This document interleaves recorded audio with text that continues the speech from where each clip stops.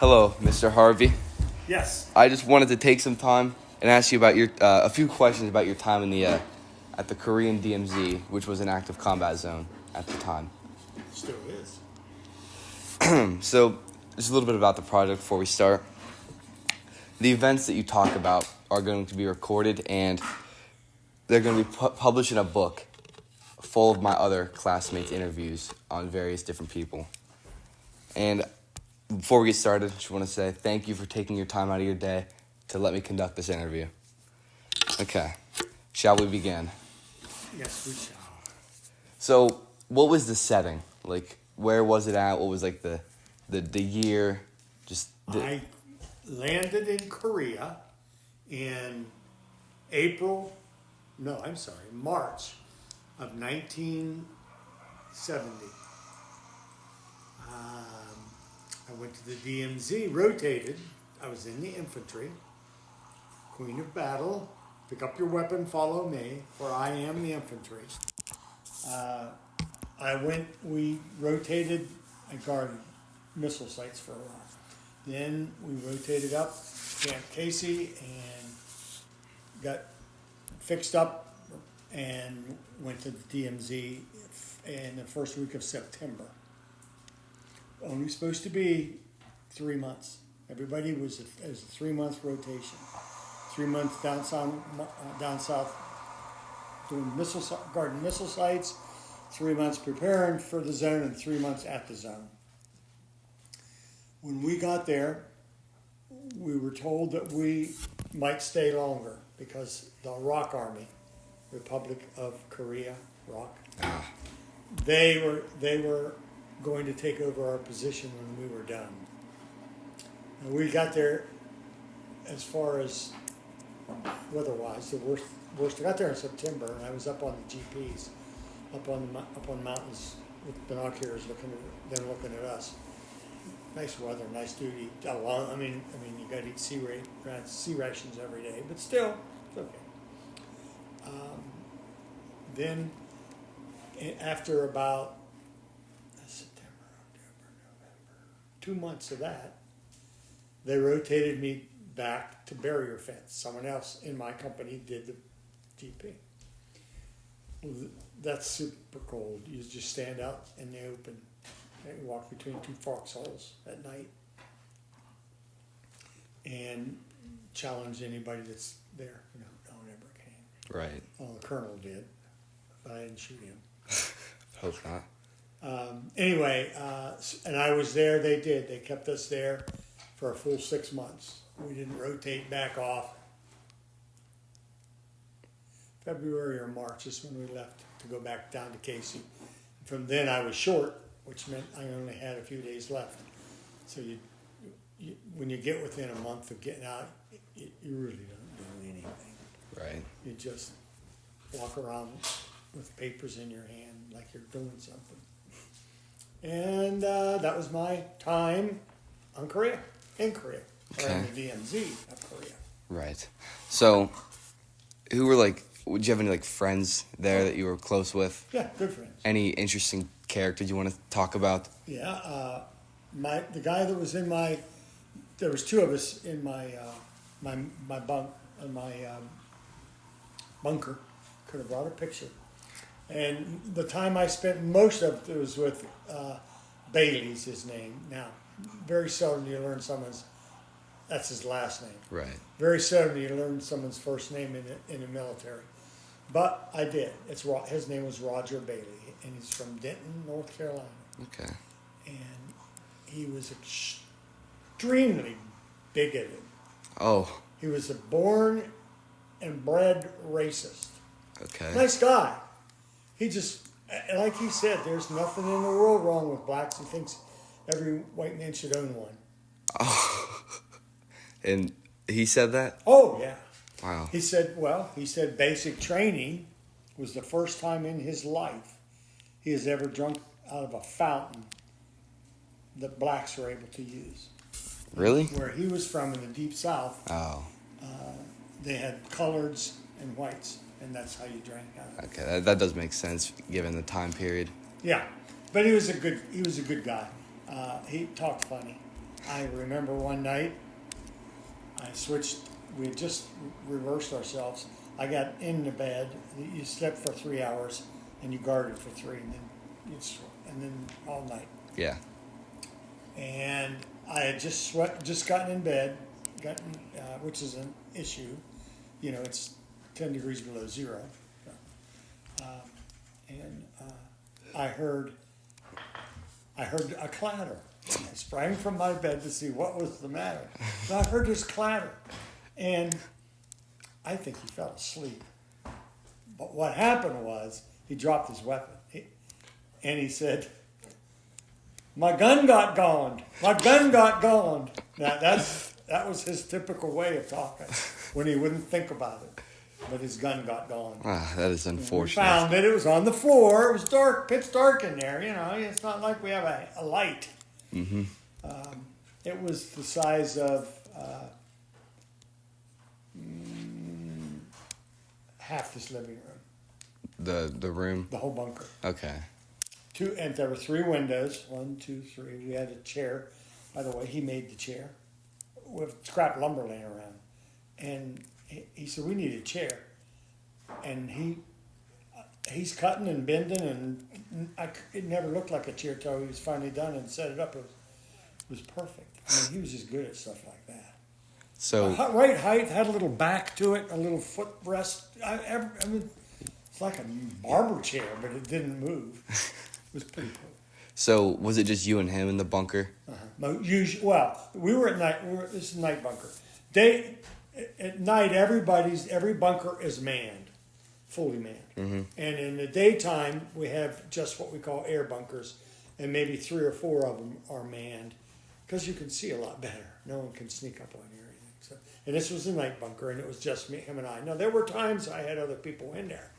Sometimes he was in there with other people when I would rotate back, or vice versa. But 90% of the time, it was him and I. Okay. So was there like any moment that was particularly scary? Well, we did. The one time we did go out to the, we got notified from battalion that infiltrators had infiltrated, and that just means a couple of spies were sneaking into South Korea and I don't know, do whatever, and they were heading back, and they wanted us to send out people to intercept them, kill them, and they told us that they have a map in battalion. Now, this is rugged. If you can envision when you were at Whitewater Rapids, remember the mountains? Yes. That's about what it's like. So you can imagine, it's not just walking along the park, you know. So I was chosen. There was 3 or 4 of us, a sergeant and a Katusha, which is a Korean member of our army. Might have been 2 Katusas and me. And we humped down, I mean, we must have marched, or not marched, we moved for 2 or 3 hours. And they said, "Well, you're going to come to a river, and there's going to be a dam there, and we think that might be where they're going to try to cross this river." Okay, well, we got there. And the river was about this wide. It was not very wide. It wasn't 2 feet wide. It was a trickle. On their map, I'm sure it was impressive. But I moved that magnifying glass away from the map because you're seeing things wrong. That's how stupid that whole thing was. First, and anyway, we decided to go back. We'd been out there for a couple of hours. And the sergeant, his name was Sergeant Iggerstadt. Oh, okay. And I liked him. He's a cool guy. He says, "Okay, let's head back." And it's like this. If I were to say to you, "Okay, let's go back to your house. Come on." And I started walking out that field.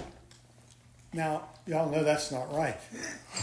Sergeant Ingersat had no idea where he was going or what he was doing. And I said, Sarge, you're going the wrong way. And he pulled out his compass and, I don't, well, wait a minute, we're blah, blah, blah. I said, I don't care what that compass says. If we go that way, we're going the exact opposite way. We need to go this way, and we need about a 2-hour hump from here to get back. It's uphill all the way. And I finally, no one else would say anything, and I finally convinced him. Now, we could have called up and asked him to shoot up a flare. One of us had to climb a tree, because it was like triple canopy jungle, but it's not jungle, you can't see the sky. But we found our way back. Now, that wasn't really dangerous. If I saw somebody, I was going to shoot them. I even brought a hand grenade. I wanted to throw my hand grenade so bad. I thought about throwing it anyway. Just saying it fell out of my... You thought you saw someone? Yeah, I thought I saw someone. I wanted to throw it. But I didn't. Now, one other time, I was asleep in my bed, and every bunker, mine included, had Claymore mines set out, and I had them set out. And you'd have to check them every morning, and they're set off with a little clapper. Looks like that. Squeeze it, and that one goes off. Another one, and that one goes off. And there was like 4 or 5 of them. And I'm laying in my bed, and all of a sudden, the biggest roar I ever heard, I thought a bomb had hit the bunker, bounced me out of my bed, and I sat there for a while because I thought someone threw a grenade, and then I felt the backblast, all the gravel and stuff. Well, I knew it was a Claymore. Someone set a Claymore mine. And now that I think about it, when I think back of the absolute total idiots that were on that mountain with machine guns and hand grenades. We all had machine guns. We all had hand grenades. Some of us had rocket launchers. I should have been very scared, but some idiot never did find out who. I think I know who, but I never did find out definitively who set it off. They could have, if they'd have wanted to, because they'd go out and count. They could go out and check everybody's claymores, and what they're going to find at one end is just a wire and no claymore because it's been blown up. You see, there's a lieutenant there and a E7, a gunny, a master sergeant. The sergeant's in charge of us, and the lieutenant's in charge of him. And someone setting off a claymore would have gotten them in trouble. I don't think that ever made it into anybody's report. It's a freak accident. Yes. All right, so I just have a couple more general questions before we wrap this up. So how old were you? I got drafted, I was 19. I turned 19 in April, and I got drafted the following September. So you were drafted? Yes. So what was your reaction to that? Son of a bitch. Okay, fair enough. And what what year was it?